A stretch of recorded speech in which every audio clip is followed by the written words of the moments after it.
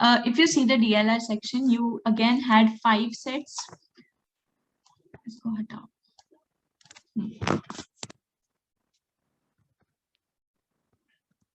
5 sets थे तुम्हारे DLR में. Question 25 to 28 was one set जो तुम्हारा ग्राफ वाला था. कुछ तो ग्राफ वाला था, right, of that spider graph जो हमने देखा वो वाला था. Then 29 to 32 you had a scatter plot.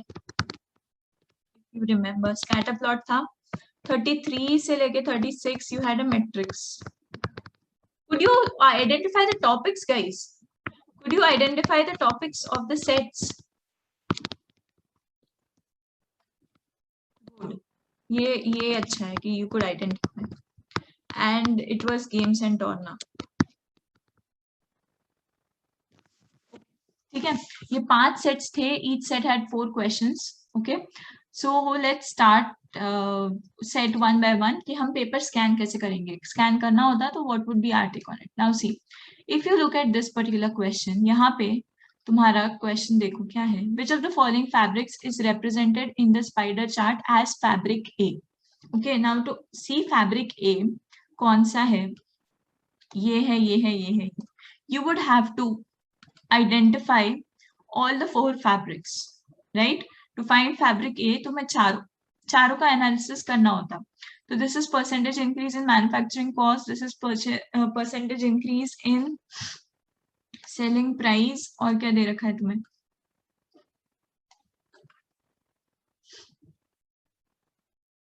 manufacturing cost and sales. Okay, so तो इसमें ना कैलकुलेशन जाएगा तुम्हें, राइट, कैलकुलेशन जाएगा. हाँ देखो, तुम अगर आंसर में भी देखो ना, कैलकुलेशन इंटेंसिव है ये, because these are percentage increases. ये अगर एब्सोल्यूट वैल्यूज होती, if it would have been absolute values then it would have been doable. So अगर परसेंटेज इंक्रीज है, so percentage increase we all know, quants में basic में पढ़ा था हमने, percentage increase is always increase on some absolute value, right. So then you have to find out absolute values, उस पे ये इंक्रीज करके और फिर कैसे रिएक्ट हो रहा है each of these fabrics, you will have to identify. Are you getting? क्यों ये डिफिकल्ट जाएगा? इसमें एक तो टाइम लगेगा and you will have to be very careful, और चारों का निकालना पड़ेगा तुम्हें, तभी तुम एक का बता पाओगे, राइट. सो फैब्रिक ए पूछा है, और क्या पूछा है इसमें, क्वेश्चन क्या है, profit made by textile mill by selling crepe in April. No, don't use calculator. Calculator में जितनी क्लिक्स होती है ना, उतना तो तुम्हारा टाइम पास हो जाता है. Profit made by selling crepe in April, अब प्रॉफिट के लिए भी अच्छा खासा कैलकुलेशन जाएगा, ऊपर से ये टीटा दे दिया तुम्हारा. अगर आंसर ये आ गया ना कभी, देखो this is the correct answer guys, still you would not be confident कि भाई ऐसा आंसर, अजीब सा आंसर कैसे आएगा. Like this is a human psyche. ये तुम्हारा EQ वाला पार्ट है. अगर एग्जाम हॉल में बैठे बैठे if you would get an answer like 71875, still there are chances that you wouldn't be confident कि अच्छा ऐसा भी आंसर हो सकता है क्या.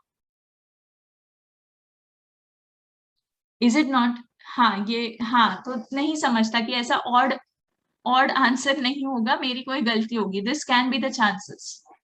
सो इसको थोड़ा रहने दो, पहले मत उठाओ इसको.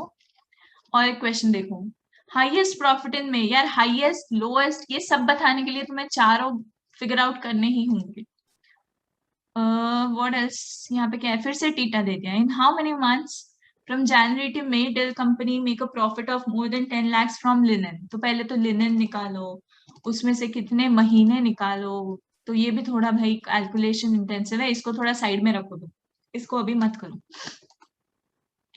अब देखो नेक्स्ट क्वेश्चन क्या है.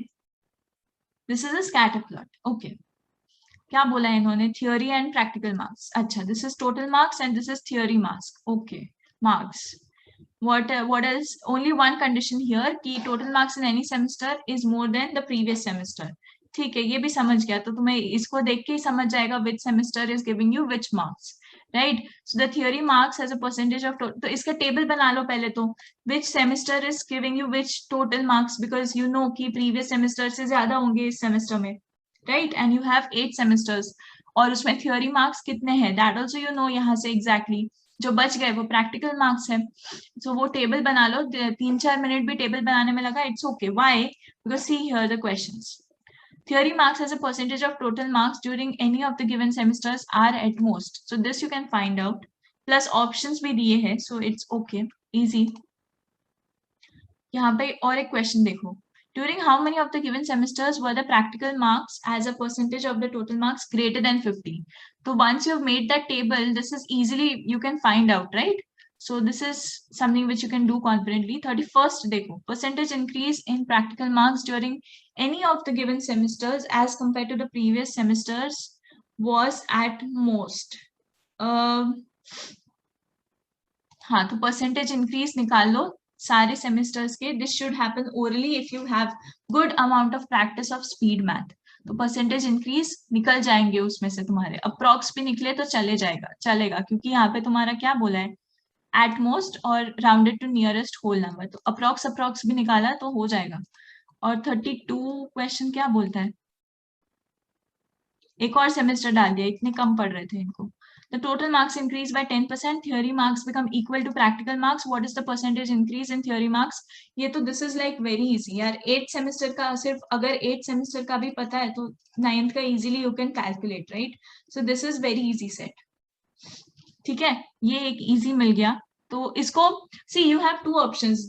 Just because this set is pretty easy and you can identify कि अच्छा ये easy लग रहा है, तो उसको उठा के वहीं के वहीं सॉल्व करना चालू करो. बिकॉज इससे इजी तो क्या ही आएगा तुम्हारे पेपर में, राइट? सो उसको वहीं से उठा के चालू करो सॉल्व करना, कर दो solve before even moving forward. It's okay. अब ये वाला देखो, दिस इज एलआर वाला set and this is matrix set. Matrix क्यों बोल रही हूँ मैं, because one bike can have only one option of brake, तुम्हारा इंजन, तुम्हारा टायर और क्या है, speedometer, right? Only one combination. And if you see, I was solving this question, so with the given information only you could find that many of the possibilities are getting eliminated. मतलब इसमें कोई cases नहीं बन रहे if you would have attempted this particular set. तो cases नहीं बन रहे हैं इसमें and it is pretty straightforward. बहुत सारे वो टेबल में बहुत सारी fillers है given on the information. Did you guys figure out that? बना तुम्हारा table? Right, exactly. So this was again an easy question and the information given is very much sufficient. So what you do now in these questions, again start as you read the question. यहाँ पे तुम्हें ना ये देख के ही, even if you don't read it word by word, on the face of it देख के ही समझ आ रहा है कि अच्छा ये कुछ लॉजिकल रीजनिंग का अरेंजमेंट होगा या मैट्रिक्स टाइप होगा. अब इतना पढ़ के ये वाला सेंटेंस है, इतना पढ़ के समझ आ रहा है कि अच्छा दिस इज मैट्रिक्स वाला. टेबल बनाना स्टार्ट करो, ठीक है, टेबल बनाना स्टार्ट करो as and when you read it. Now you read these instructions and you start filling whatever information is given. जितना absolute है, जितना direct information दिया है, जितना definite information है, start filling that information, okay? फिर जो बच गए, start looking at the questions. If you get some direct answers from that, उसको वहीं टिक कर दो. Else if it is going for some possibilities या फिर some conditions या कुछ not determined वाले options आ रहे हैं, then you take a pause there and don't do it further. क्योंकि there is a good chance that you can miss out some probability if you are doing it in a hurry. Okay, but in this case this was not the case और ये हो रहा था, मतलब ये information काफी easily interpret हो रही थी. So this was again a easy set. इसके चारों के चारों questions ऐसे ही है अगर तुम देखो तो. Okay, now this is another set we have. हाँ, this is a very unique set. देखा, this is a like nice set. Pie chart का सेट है और क्या बोला है कि वो सर्कल बनाते रहते हैं बेस्ड ऑन द मंथ का data. Shoes manufactured each month का डेटा, राइट? सो इसमें वो लोग क्या कर रहे हैं कि सो देयर आर एम्प्लॉइज. ये कितने बंदे हैं ये लोग? 8 एम्प्लॉइज ना. हाँ, 8 एम्प्लॉइज. सो 8 एम्प्लॉइज है. सो एम्प्लॉय 1 को क्या मिलता है? एम्प्लॉय 1 को 1 मंथ का डेटा मिलता है कि मतलब 1 मंथ में they have sold 800 manufacture 800 shoes hypothetically. तो वो ग्राफ बनाता है, तो उसके पास एक ही मंथ का डेटा है, तो पूरा 360 डिग्री जो है सर्कल का that will represent month 1, right? Okay, ये था इसका मतलब. अब एम्प्लॉय 2 क्या करेगा? एम्प्लॉय 2 हैज 1 मंथ मतलब first month plus second month का डेटा. अब उसको पता है, हमें पता है ना ये 800 है. अब उसके पास नंबर जाएगा सपोज 1000 शूज. सो उसका ग्राफ कुछ ऐसा बनेगा.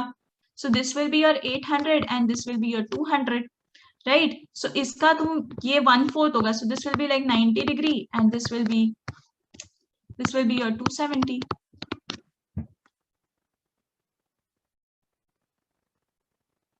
ऐसे करके वो लोग ग्राफ्स बनाते जा रहे हैं. And then you have to identify, you have to answer some questions. ये इसका मतलब है. Did you understand the question now? हाँ. अरे somebody asked me question, नहीं समझा.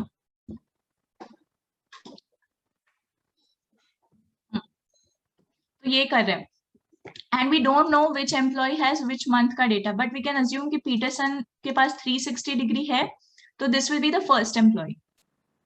फिर उसका यहाँ पे देखो कम हो गया, so this probably could be the second employee. इसके पास 2 months का data है.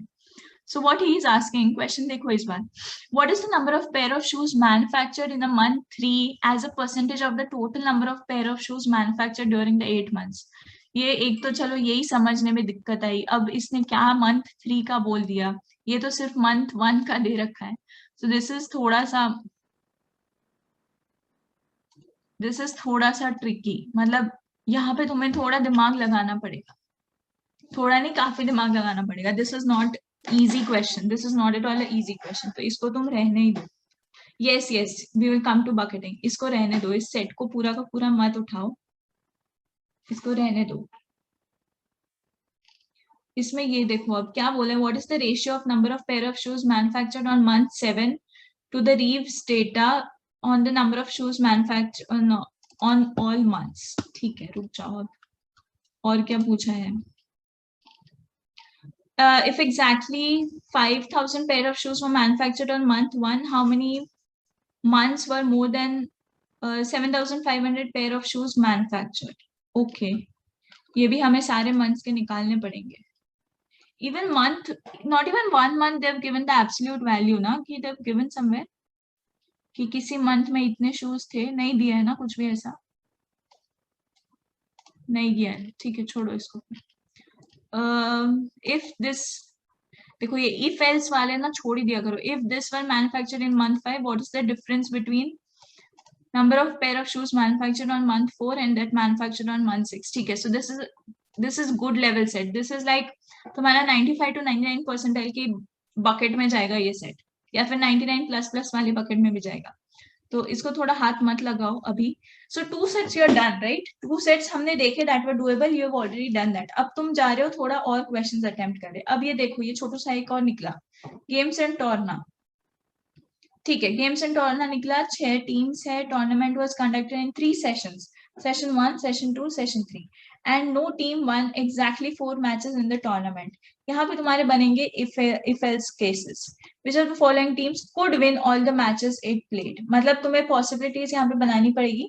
That is how generally all the sets of games and torna तुमने देखे भी होंगे कि there are a lot of possibilities in games and torna.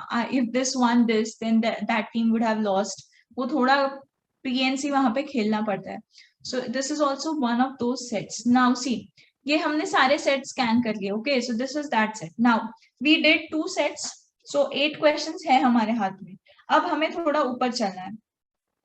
Which set we did? एक तो मैट्रिक्स वाला, वो स्पीडोमीटर टायर वाला, और एक सेट हमने किया वो वाला, क्या कौन सा था? स्कैटर प्लॉट वाला, theory marks and practical marks. 2 set we are done. Now either you can go for doing games and टॉर्ना का सेट. इसमें तुम टाइम दो थोड़ा and solve this entire set. 4 question चारों के चारों सॉल्व करो तुम, या फिर you go to the first set जो DI वाला था जिसमें थोड़ा कैलकुलेशन करना पड़ रहा था, या फिर you go to that set and do bucketing वहां पे. ठीक है, वहां पे जाके bucketing करो, क्योंकि पाई चार्ट वाले में भी you can go for bucketing. I'll tell you how. देखो यहाँ पे this question particularly, इस क्वेश्चन में you know this pair of shoes were manufactured on month 5.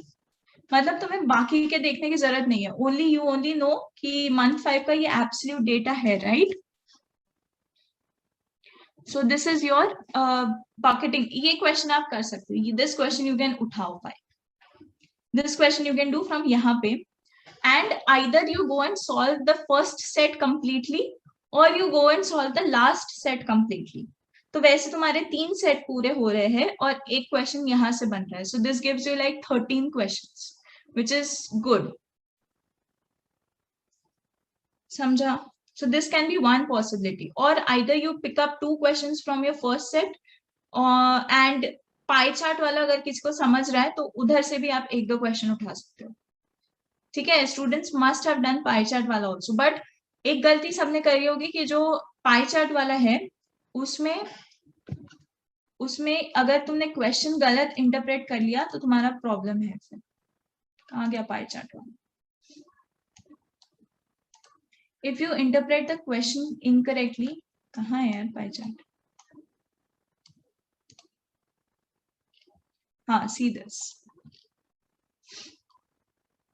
So if you interpret, because see by I tell तुम इसमें कर सकते हो. यहाँ पे एक ऑप्शन वाला क्वेश्चन है,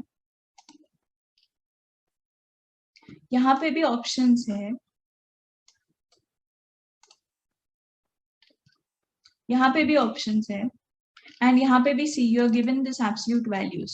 So this question and this question, ये दो क्वेश्चन you could उठाओ 5 from this set also. Okay, तो पाई चार्ट वाले से तुम 2 ले सकते हो और अपना गेम्स एंड टॉर्ना से ले सकते हो 2 question. If you are not comfortable with games and टॉर्ना, go to the first set और डीआई ग्राफ वाला जो था उसको कैलकुलेट करो. भले थोड़ा लेंदी है but you will get sure marks वहां पे. So you have options now. Anybody any doubt here? Does this combination make sense to you guys? Yes, absolutely yes. Angles would decrease when the months increase. Yes. Ideal attempt in this section. Games वाला नहीं समझा ना? हाँ, games and टॉर्ना वाला question थोड़ा अजीब सा है.